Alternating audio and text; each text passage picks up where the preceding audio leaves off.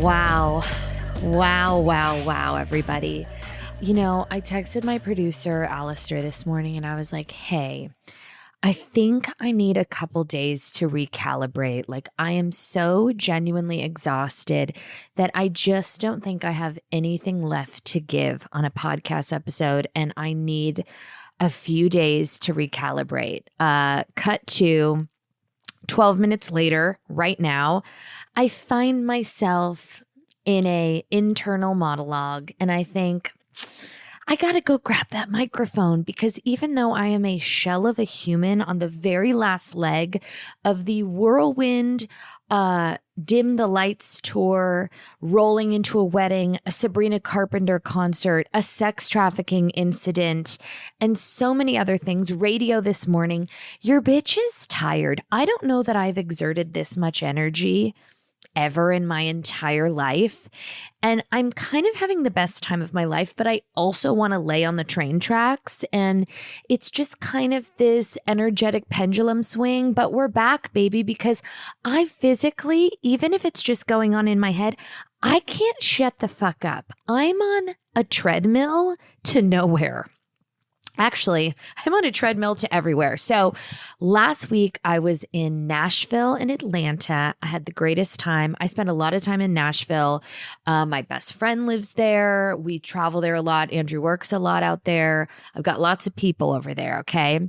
So I did a show in Nashville. I very transparently alerted the masses that I was a bit undersold. It was my smallest show. It was a Monday. I had a great time, but it was more sparse than I was used to, okay? Then the very next night, I went to the Sabrina Carpenter show, and it was the best. I was there with my firstborn, aka my best friend's daughter, who's 7, and I was standing in front. We had the best seats ever, okay? All access, but who's bragging? And the women of Nashville, okay, who attended the short and sweet tour, the shorter and sweeter tour, whatever it's called. By the way, go see it. It's fucking amazing. Everyone was wearing lingerie. I was in a sensible blazer and like a high-waisted Kate denim, but everybody else was in lingerie. I did not get the memo. I was standing in front of this woman, okay, that was wearing this is the theme of the fucking episode. We're going to go on a journey, so buckle up, okay? Also, I just have like a rogue needle. I just shot myself up with NAD, so don't ask me what it is. Don't send me any scary stories. I literally don't care. I'm just giving you kind of a week in review. I go to the Sabrina show, and this woman behind me is wearing a lace kind of demi bra, okay, maybe a bralette, and a lace sheer thong. Now, I don't want to body shame. I'm not in a position to be body shaming, but just as a suggestion, no, I don't think anybody anywhere, unless you're literally, skipping off of a Victoria's Secret runway and you've got wings on, I don't know that anyone needs to be going out in public on a Wednesday in a sheer thong unless you're getting paid, okay? Unless you're getting banged or paid, I don't really understand. This woman had such a severe bush that she was popping out. Now, I know the bush is back. I have an alopecia situation because I've had so much laser hair removal, and it's just a patchy situation, but we're not ever going full bush. This woman did not get the memo.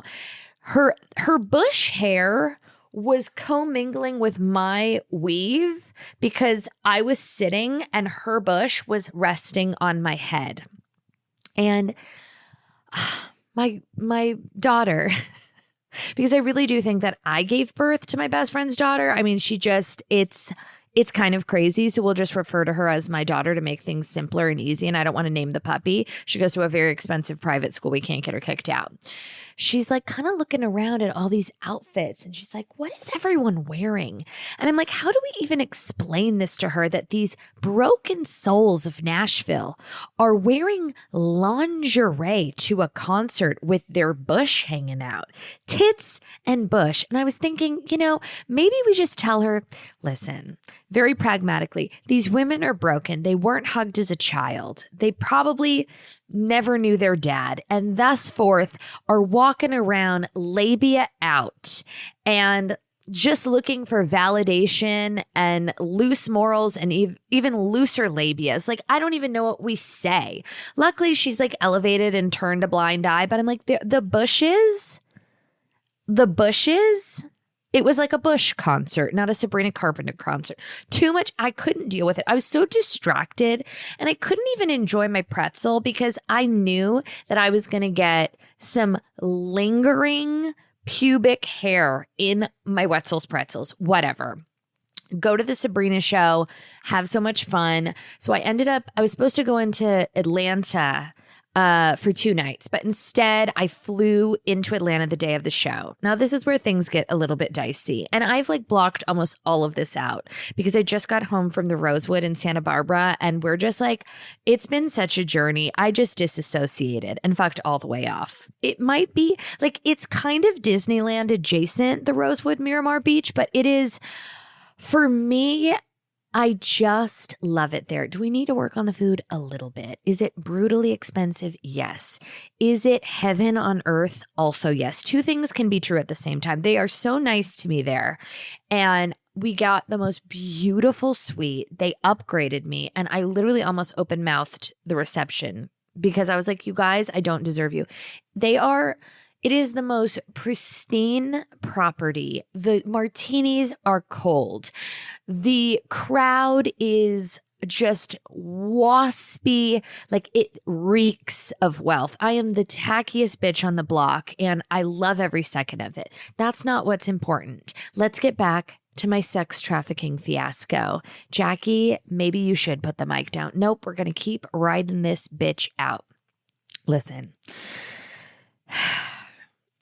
So I land in Atlanta, okay? And I get on the tram. Is it a train? Is it a tram? I'm not sure. It's the biggest fucking airport, that Atlanta airport. It's hell on earth. The Rosewood, heaven on earth. The Atlanta airport, hell on earth, okay? Highs and lows, baby. So I get on the tram to ground transportation. And I see this girl that doesn't even have all of her teeth yet, okay? She is... I swear on my life, like she's no older than 13 and a half, okay? She's missing 2 of her canines. I don't think she's had braces yet. And she's wearing, yet again, this is not a joke, you guys. This is so serious. I almost didn't talk about it because I don't know if it's too dark or it like really fucked with my headspace. She's wearing a sheer bralette, okay? So I can see her I can see nipple. Okay. And this is a 1:30 p.m. Atlanta airport tram. Like it's so early in the day. She's wearing, her full stomach is out. She's wearing a micro pleated white jersey mini skirt. So her ass is hanging out at the bottom. Almost looks like a bathing suit, like tankini bottom, because you're seeing brief underneath. Okay. Then she's wearing white, like stripper platforms. And she's there with a man who looks like, close your eyes and just imagine, corporate Caucasian man named Steve. He's got some type of a Brooks Brothers button down, a belt, a kind of a lighter denim, or maybe like a trouser. I think it was a khaki, a loafer. And he is with this kind of like a Nora adjacent teen. And I'm thinking to myself, what's going on over here? Mostly because she's not wearing a shirt. She's wearing a completely sheer mesh triangle bralette. And I'm looking around at all the other people on the train, and I make silent eye contact with a couple other women being like, what the fuck is going on? Is that her father, or are they together? Like, what is the dynamic between these 2 people that are traveling together? In said airport, in every bathroom stall, all over the airport terminals, there's all of these warnings of sex trafficking, okay? And there's a code, call this number if you need help. I've seen a lot of TikToks about the Morse code of people being sex trafficked. There's some type of a finger, there's some type of a code word. I can't remember. I don't retain information that well. She's wearing a crossbody, a Stony Clover, like puffy paint, kindergarten purse, okay? And she's got a little bit of tweaky energy, and she's kind of grappling with the crossbody strap. And then I have this aha moment being like, oh my God, what was that TikTok I watched 2 weeks ago? Is she doing the Morse code thing? I don't know what the Morse code thing is, but I'm looking at the dynamic. It's not reading father-daughter. By the way, if that was a father-daughter relationship, why is he letting a young girl in a very public space with her entire body out? It's inappropriate in every scenario, okay? Then they start to have some type of an interaction. That doesn't feel like a father-daughter interaction, okay? The hands are kind of weird. I'm not going to get too into it because I don't want to put off anybody and ruin anyone's day, but it's gross, okay? Just know this. It's gross. So he starts checking his phone, and I make eye contact with her. I am 2 feet away from them, okay? And I mouth to her and I say, "Are you okay?" Because now I'm playing a hero, okay? And still traumatized from the bush on the head from the night before. So I'm in fight or flight mode. I'm thinking this could be like a trafficking situation. And if you see something, you say something. So I look at her and I say, "Hey, are you okay?" And she kind of looks at me puzzled and goes, "What?" Like, just didn't understand what I was getting at. And then I'm like, okay, abort. I've made this awkward. Maybe I'm underslept. I've misread the situation. Flew too close to the sun. This is like, I'm being weird. So now I'm just looking around. I'm stuck in this tram for another 6 minutes across from this weird encounter I just had. So I tried to shake it off. I think I revised the whole narrative in my head. I'm like, oh, maybe she wasn't 13. Maybe he wasn't 55. Maybe it is her dad. Maybe it's her uncle. Maybe it's her I'm trying to think of any scenario where this isn't fucking gross. And I can't really think of one, but I sit Shiva for my experience. I tried. I go and I check into my hotel, which is, by the way, I'd just like to say, if you're thinking about staying at the Ritz-Carlton in Atlanta, please don't. You know why? Here's why. I go to check in and I'm waiting in line and I turn around and who's fucking standing behind me? No bags. It's Bralette and Steve. Okay, Bralette and Steve checking into the hotel. No bags. Now he's standing behind me. She's waiting by the elevator banks. Okay. So I'm like, now I'm just so perturbed. This hotel is humongous. It feels sex trafficking adjacent, allegedly. You know what I mean? Like the hotel is big. There's 1 million rooms. It's in the middle of downtown. It's not the greatest area. You've got so many people checking in, checking out, checking in, checking out. I'm like, there's 28 floors. There's 5 million rooms. Now I'm like, oh my God, I think my instincts are correct. Okay. So I check in, I'm averting eye contact. Once again, I'm trying to figure out a strategy. I go to my show in Atlanta. I tell Heather McMahon this whole fucking story because she knows what's going on. She's the one that told me to watch the Amy Bradley documentary, which got me just even on the sex trafficking train. So I just naturally purge on her and I'm like, what do I do? Like, I don't know what to do here. I feel like something's going on. And she's like, 100% it's sex trafficking. I'm like, okay, we have an obstacle and now we need a solution. So I do the show in Atlanta, which by the way was fucking incredible. The Atlanta crowd is unreal. You guys like came to fucking play. LA, you've got your work cut out for you. Which, by the way, I have about 30 something tickets left at the LA show. We're almost sold out. We are so fucking close. This is the show you do not want to miss. I'm never fucking doing this again. My entire family will be there. I have special guests for you. We are jam-packed, baby. Go to thebitchbible.com/tour. Buy your tickets, the Fonda Theater. I will have gorgeous, single, heterosexual male friends there for you. you. I will have like all the bitch Bible favorites. You're getting Cousin Joe. You're getting Max. You're getting Gloria. You're getting Clyde.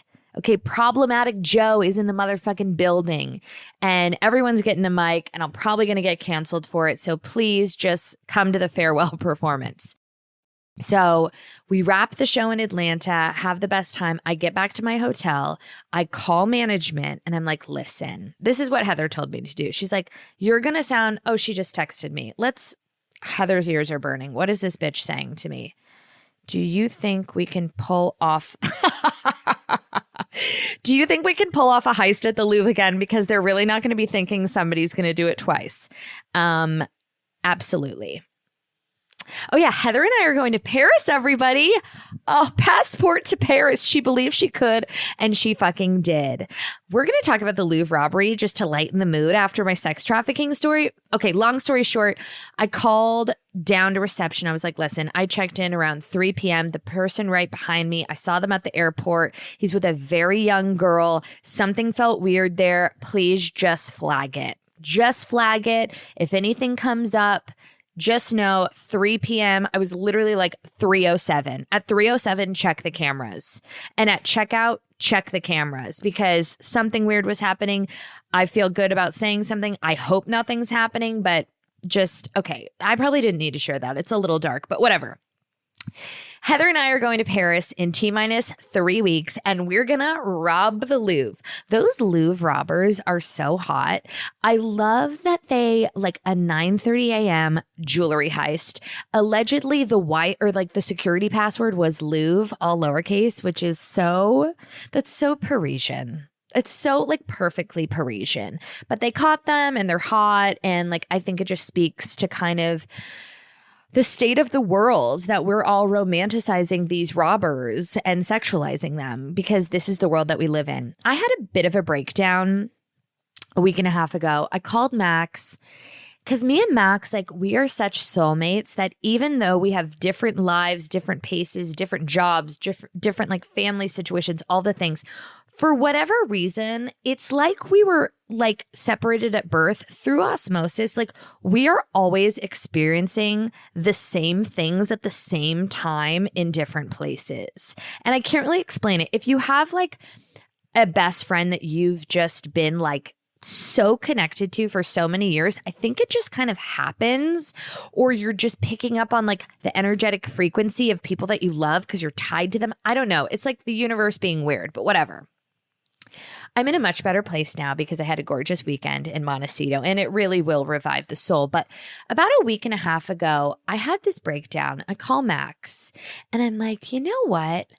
I just am so over any form of digital discourse. And I think it's not just applicable to someone who lives life on the internet. And I don't really consider myself someone that lives life on the internet. I think all of my best moments are off the grid, but being someone that like, you know, I'll take a camera first thing in the morning, like with my overbite and my weave hanging out of my head. And I have no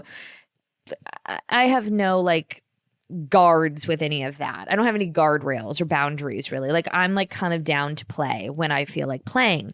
But it got to a point a little while ago where I'm just so over the digital discourse of everybody having a platform, everybody giving their 2 cents, everybody giving opinions. And I realize that's so hypocritical because that's literally what I do as my job. But like, not everything is a tennis match. Not everything needs 2 cents. And we've all gotten so comfortable just telling people what they should eat, telling people how to get better sleep, even good stuff, by the way, even the good stuff, telling people they're pretty, telling people they're skinny, telling people they're ugly, telling people that their kid's car seat is installed wrong, telling people that their sunglasses are ugly, telling people that they love their lip gloss. What color is it? Like, we've all gone rogue and we need to dial it back. The feedback is fucking us. Good feedback too. And I had a lot of aha moments, epiphanic instances while on tour for the past 17 months, because if you see the show, the Dim the Lights tour, last show on Saturday, roll through, I was so uninhibited because I had no feedback from anybody. It was just a gal, a tripod, and a dream and a jovial spirit and a body type that you just can't replicate. So skinny. Okay. And there was never, I would make these weird fucking movies, sing these songs, do these bits, say fucked up shit. And I had kind of the wiggle room through trial and error, but it was self-trial and error. It was all self-awareness, self-reflection. I was kind of the only person giving myself feedback, and it allowed me to kind of blossom into an original version of a human. Whereas now, everybody's getting feedback. Kids are getting feedback on TikTok. Adults are getting feedback. We're not doing Pilates anymore. Now we're doing heavy lifting. We're not supposed to be eating grass-fed liver. Now we're not supposed to be doing this. Botox is bad. Like, everyone has a take on everything, and it's too much information. It's suffocating. It's diluting of personalities. We need some type of regulation of the digital discourse, especially for kids. It's so fucked up. And I'm just exhausted. I'm exhausted by it. I had to take a beat, and I kind of just like made a silent promise to myself that I'm going to participate in the internet, but I'm not going to actively participate in the internet. I'm not reading comments. I'm not checking notifications, and it's really hard to do. It's really hard to do because I'm a scroller. I'm not a troller, but I'm a scroller. I don't leave comments on anything. I'm not replying to DMs. I don't really get in the mix with it. Oh my God, another thing. Okay, so I'm just going to let that sit because sometimes I think things are really profound, but really it's just like an inner monologue that should stay in the old empty noggin. You know what I mean? Lots of room up there. I'm going to let you just sit and marinate with that. So I get to Nashville. Here's a whole other thing. So much has happened. And I went and picked up contacts. This is all riveting stuff. I went to go pick up my contacts the day before I left because I was like on just the tail end of my lenses. Okay. Like, I used to do monthlies, like one pair a month, but I would leave them in for like 8 months. Okay. So they're getting a little crusty. And I picked up a fresh pair, and they accidentally gave me the wrong prescription. So I was walking around for 36 hours in Nashville, full Helen Keller. And it was a real full circle moment for me. For someone who has kind of been the trailblazer for the Helen Keller denier theorists for so many years, it's just so on the nose. I'm going to put my sunglasses on because I am getting a little blinded by these lights, because the vision is fresh. She's crispy. I was walking around. I had no depth perception. Okay. I went to go pick up a cup. It took me like 6 tries.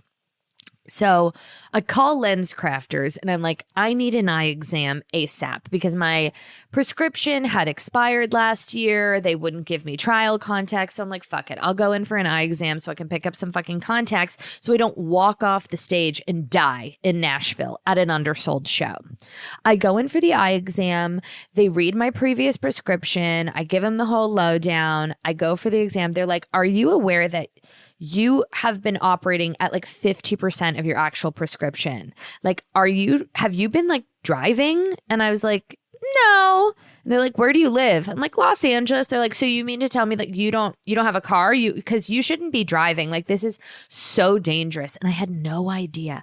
I felt like, when the babies get their cochlear implants and they hear their mother's voice for the first time, that was what happened to me when Dr. Bernstein gave me the right contacts. It is quite literally a whole new world.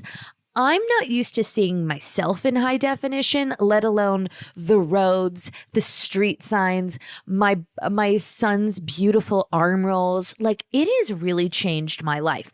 I almost wept. I couldn't believe it. I don't know what dumb fuck optometrists just so severely underprescribed me, but I am having my Helen Keller experience. Sharp, sharp, right. Also, I would just like to thank everybody who is listening because obviously this episode was delayed. Thank you for giving me the grace, space, and just decency to deliver a tardy episode this week because I really needed it. Full disclosure, I did record an entirely different episode that was so bad. Like half of it is just dead air because I genuinely couldn't think of anything to talk about, but I had a beautiful REM cycle and a nice schwitz in the sauna, and I'm feeling so much better. Can I tell you my deepest, darkest secret that I just realized yesterday? The truest thing I will ever say in this week's episode is that I don't want to say that I judge people that get really sick, and obviously, like if you're immune compromised, just disregard this stupid little thought. But like when I see people on Instagram, and it's really been happening a lot in the last 2 weeks, people were like, I'm so sick. Like, I just want to say something. And I realize this is begging to be like laid the fuck out and buried, but I never get sick, okay? And I'm eating shit off the floor. I barely, like, I'm not someone who takes a germophobic approach. I've been on a million planes. I take little to no supplements. I've got a mold infestation, mercury poisoning. I went on some form of a system from my woo-woo doctor in the hills of Montana. I was only able to stick with it for about 3 days. So many pills, so many tinctures, so many things. And everything needs to be like temperature controlled. And granted, Jackie, didn't you just get a new car with a fridge? Yes, thank you so much for asking. But even with the fridge and the parasite cleanse chilled in my car, I just can't stick to a routine like that. If someone tells me I have to do something every day, every fiber of my being just doesn't want to do it. And I'm not a defiant person, but I'm just really bad at sticking to any form of like a regimen, okay? Unless it's on my own free will. And when I see people get taken down by a cold, I just find it to be so fucking embarrassing. And the call is coming from within the house because like Andrew gets sick all the time. Okay. He looks at a raindrop, like the temperature changes a little bit and this fucker is laid out. And I never contract anything. Okay. My favorite line of Bethany Frankel's is, besides, just her chewing crawfish at a Best Western in the middle of the country post speaking engagement, is when she said that she could lick the inside of the toilet bowl and not get diarrhea. And I don't want to say that I can co-sign on the same sentiment, but like, rock and roll, baby. Life of a showgirl. This bitch is mingling. We're doing meet and greets. We're in airports, okay? We're broken. We're empty. We're mold infested. And I'm just like not getting sick. And you know what the second realest thing I'll say on this podcast is, if I do get sick, I'm not going to burden anybody with it. You're not going to see me being like, I just am so sick. I'm not going to get on Instagram being like, I'm so sick. You know why? Because I find it to be inferior and embarrassing. Jackie Schimmel doesn't really get sick. And if she does, I get the fuck over it. I shake it off, Taylor Swift, with those bangs. I shake it off. What do we think her wedding dress is really going to look like? Do we think that she's going to go classic white? I'm seeing ivory. I know there's going to be lace. There's going to be like a cape. There's going to be like a cap sleeve. It's going to be very whimsical. Who's going to design it?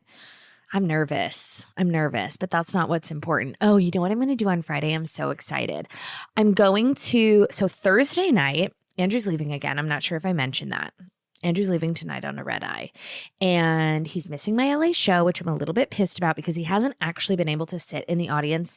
And just like fast forward if I've already talked about this at the beginning of the show, but basically last week he got a call. He has to go to Nashville to finish this album. Listen, I knew what I was signing up for, marrying a music producer / songwriter.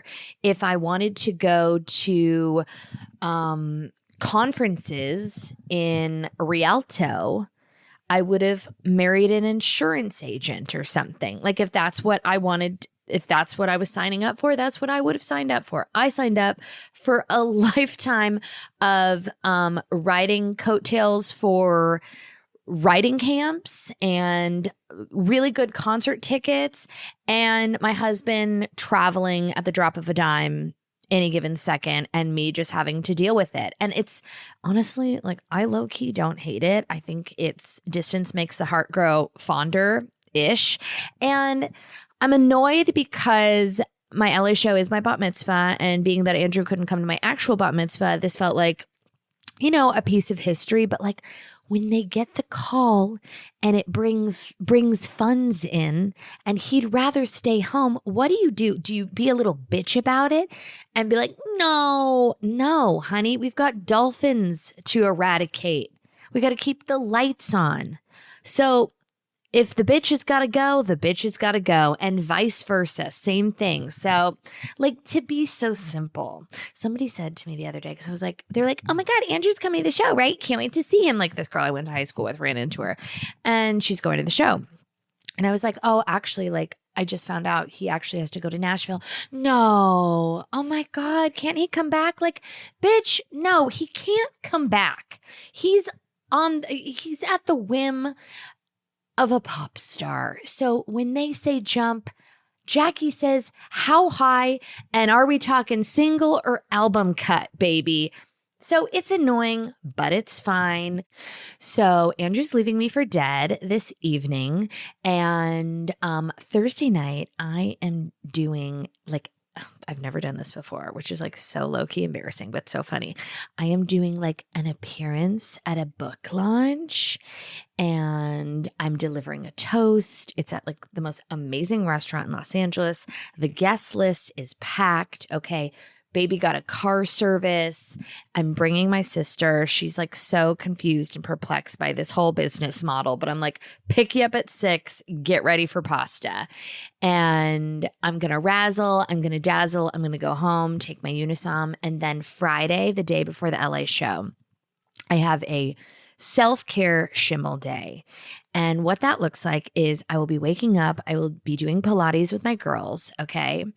And then I am going to I'm trying to decide if I'm going to do a double matinee. I think maybe I only have the bandwidth for a single matinee. So I think I'm going to go see Begonia.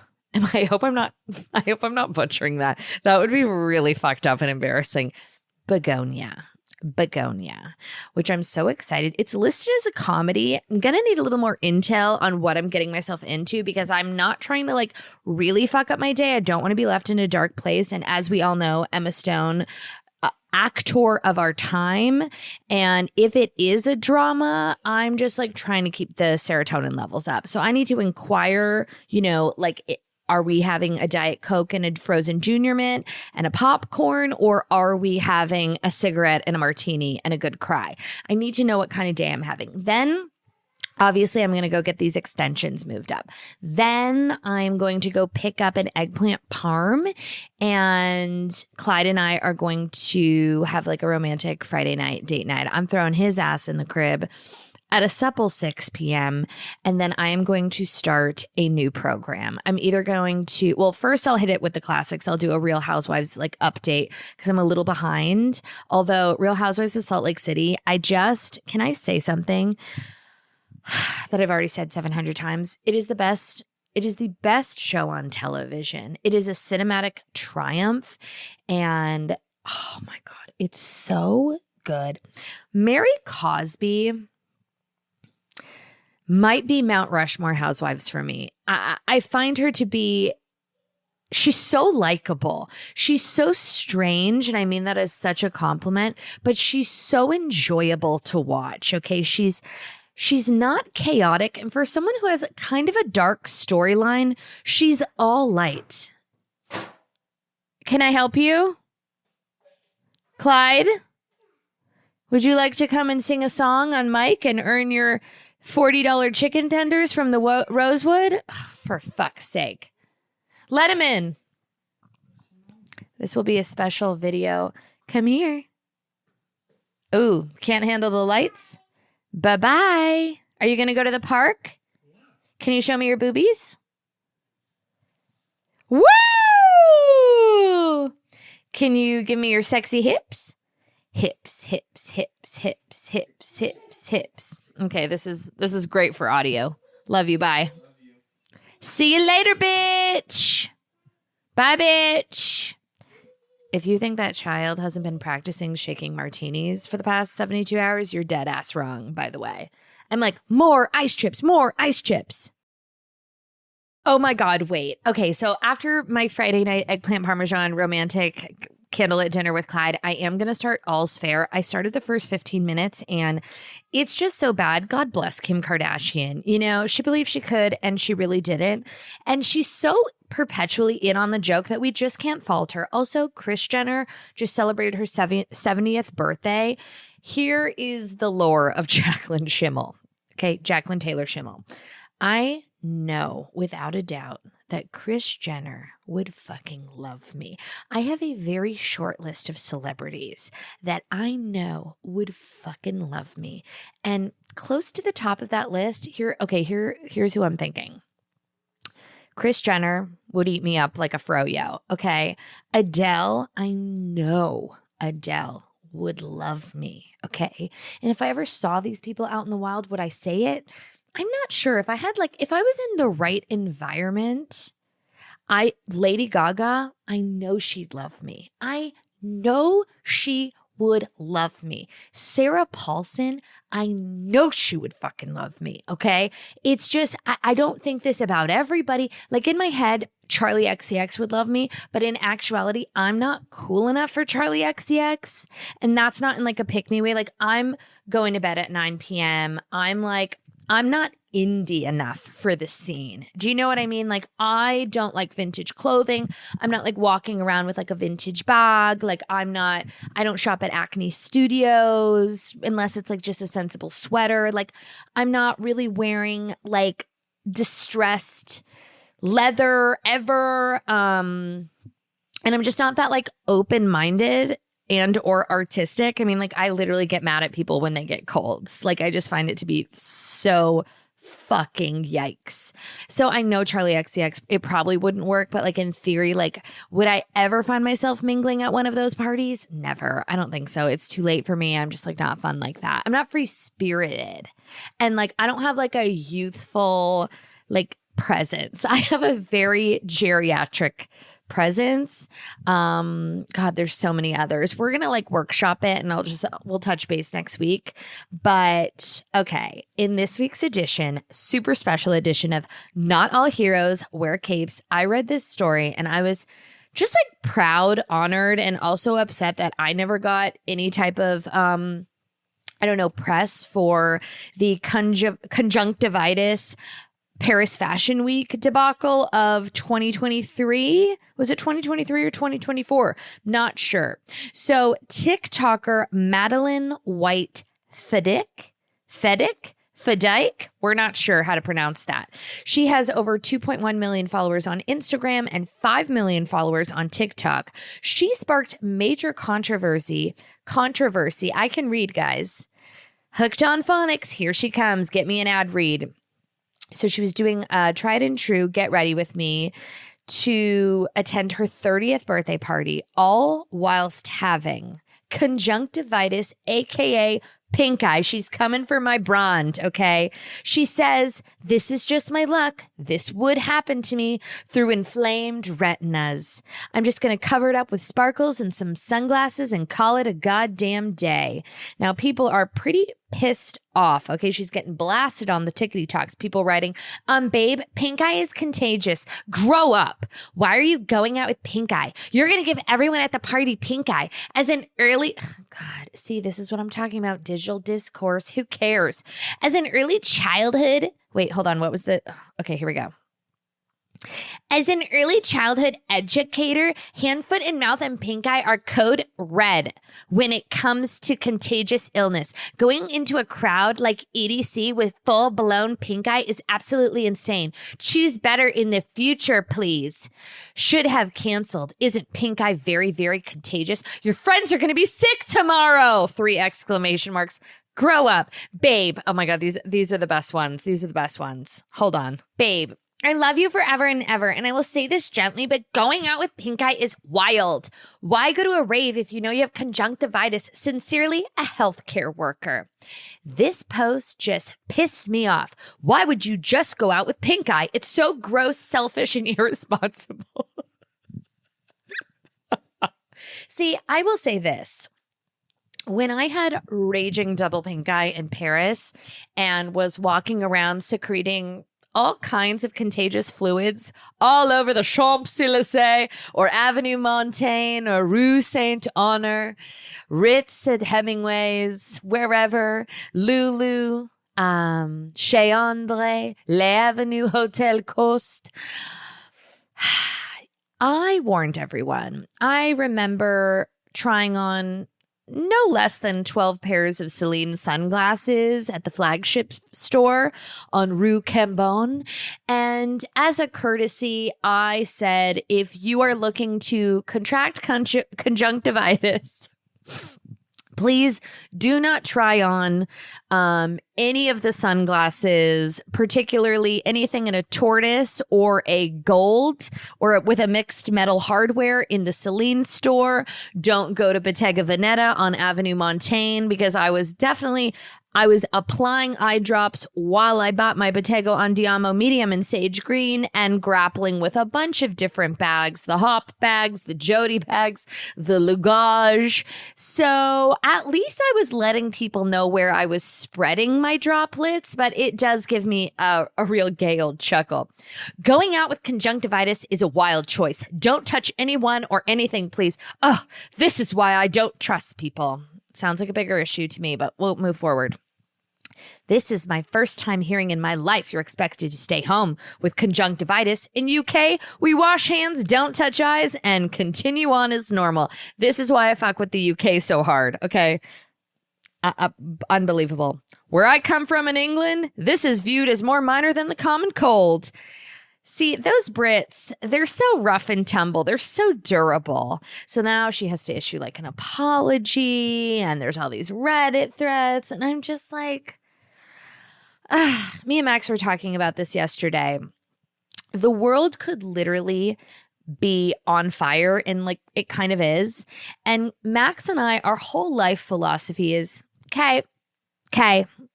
Like I try not to get too rattled with anything or by anyone in this point in my life. I used to be someone that was so activated and like really, really loved that. I love to tussle, and I still do in the privacy of my own home with someone that's legally bound to me. But now I really try to just approach everything like, okay, like Jackie, you're fired. Okay.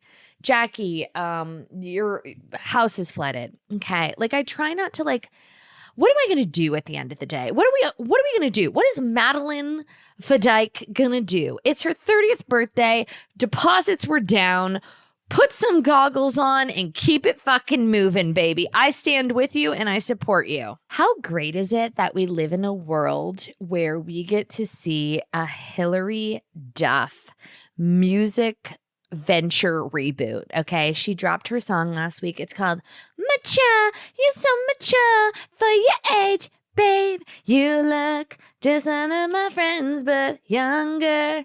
I think it's so funny when a pop star, when a Hilary Duff does the podcast rounds, and I can't get a guest to save my fucking life. I wonder why. Do you know how many people? One day I'm going to release the list. Do you know how many people have just been like instantly no, and then go on to do a million other podcasts? I'll name one puppy that go on to do a bunch of other podcasts that are without social graces or better words, way less downloads, way less listens than this podcast. Okay, less. I don't want to say the word successful, but maybe less consumed podcasts. And like for me, it's just the harsh no. Now, one guest that I have been trying to book for years who just repeatedly denies the invitation is Chelsea Handler. I love Chelsea Handler. I worked for Chelsea Handler. I picked up Chelsea Handler's dog shit. Okay. I cleaned dishes at Chelsea lately for a very long time. Okay. I did a lot of fucking dishes. I ran tapes. A lot of things, okay? And at bare minimum, I should be able to get Chelsea Handler on a press tour. I can't remember when I think she had a special out or a book or something, and she was on everybody and their gay brothers podcast and wouldn't come on mine. And I thought, for all the dishes and all the dog shit and all the errands and all the Costco runs, at bare minimum, could I get 20 minutes on a mic? Because you're going to have more fun here than you are most places. If you want to tussle, if you want to tango, I'm available. A hoot and a half, you will have a great time. But alas, she believed she could, and she didn't. Can you even fucking believe that the holidays are here? Now, I would like to keep this to myself, but I've got a lot more time on the clock here, and I'm really trying to fill this episode. I am fighting for my life. If this is the first time you're ever listening to the Bitch Bible podcast, you really should just keep listening, because this episode is terrible, but like they're all consistently pretty good. Like this one is maybe a 5 out of a 10, and I'm just going to keep it 100 with you because if nothing else, I'm transparent. So the person that does the Christmas lights, they do like everybody's house on my street. So I got a text from Zoltan, my Christmas light guy, and he's like, hey, I'm here for installation. At the time, I was in Nashville. Now, everybody else on my block started putting Christmas lights up November 1st. So when he's in town, you know, he's in the neighborhood, I have to just like go with the protocol of the neighbors because I'm a wonderful neighbor, despite the fact that I still have lingering tension with Cheryl, my ex-neighbor with the one arm. And if you think that when I don't see those Christmas lights go up, the only thing I think about is watching fucking Cher Bear extraordinaire hanging her own Christmas lights at our old place on a little stepladder with one jazzy phalangeed hand. And if that doesn't make you misty during the holiday season, I don't know what will. So I do actually have Christmas lights on my house right now. I have them on all the trees. It's a whole thing. Jackie, isn't that a little early? Yeah.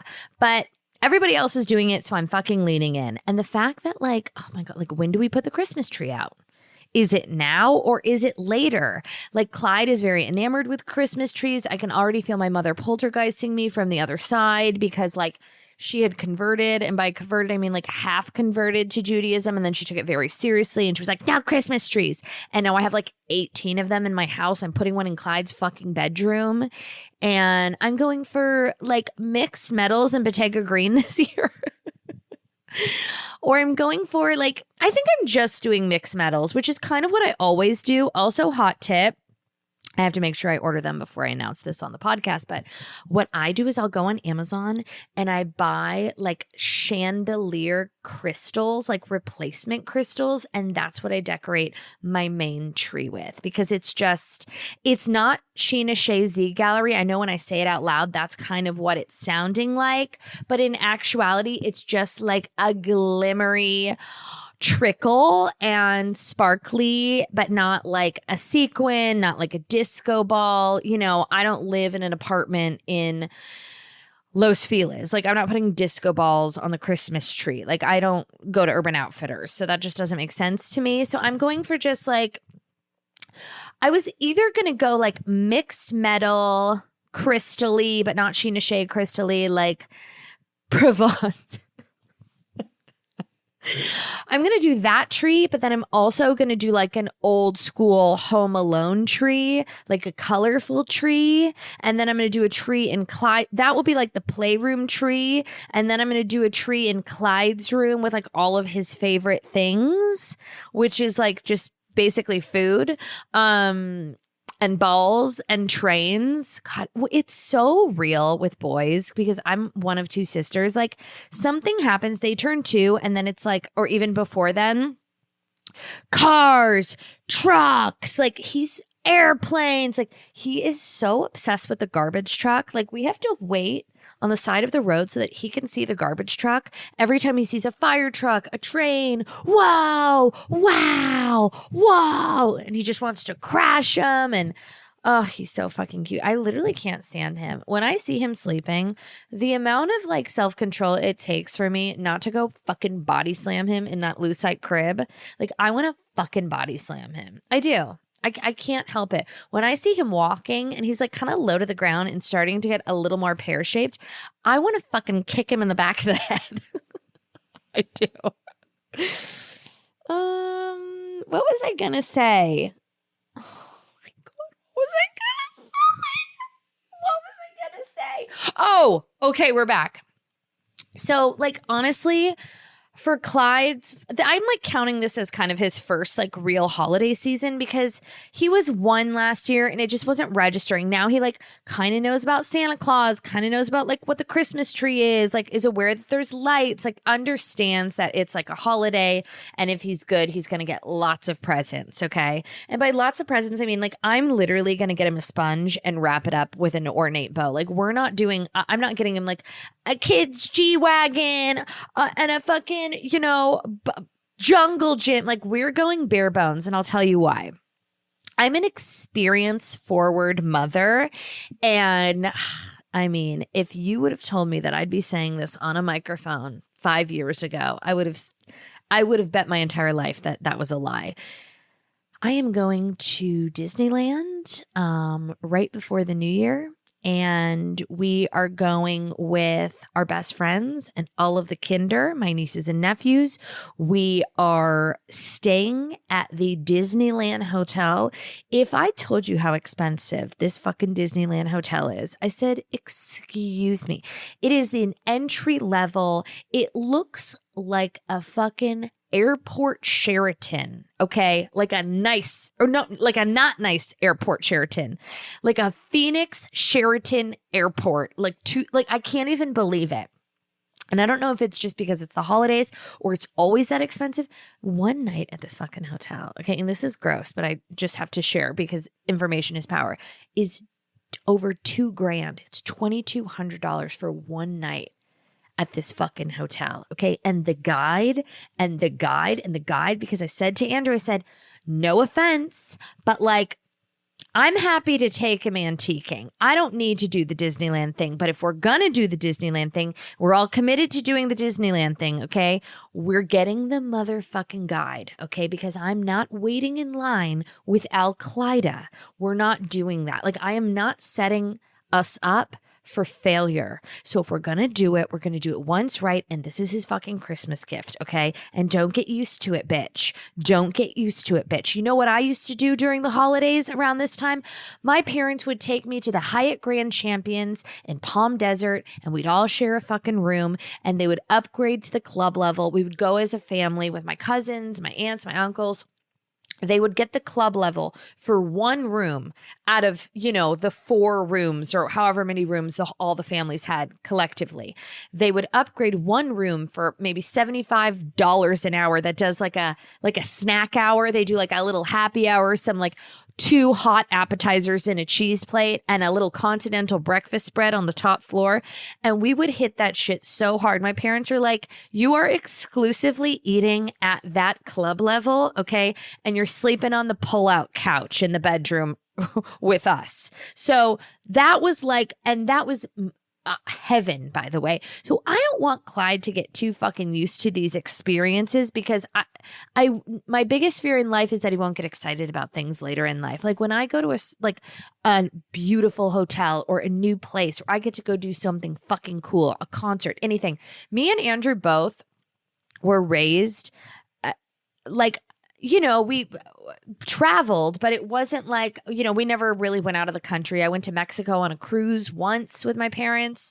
We went to Hawaii twice, and that was like the biggest deal of my life. And by the way, it's amazing. And I like cherish those trips more than anything. And I hope this isn't coming off pretentious or whatever. But now if I do happen to get to do something new or go someplace new or go somewhere that's amazing, I'm not desensitized to that. And I'm never going to get desensitized to that. And I think part of it is because I did not grow up doing a lot of these things. Neither did Andrew. So like we look at each other all the time. We're like, oh my God, this is so cool. Oh my God, this is so exciting. Like my biggest fear in life is that Clyde becomes one of those little White Lotus fucks that like rolls into this amazing place, resort, city, whatever, experience, concert, show, movie, anything, and is like, whatever, seen it all, bitch. Not happening. Not happening. With that said, I will be at Disneyland, okay, with little Mickey Mouse ears and a hot pop and a child leash,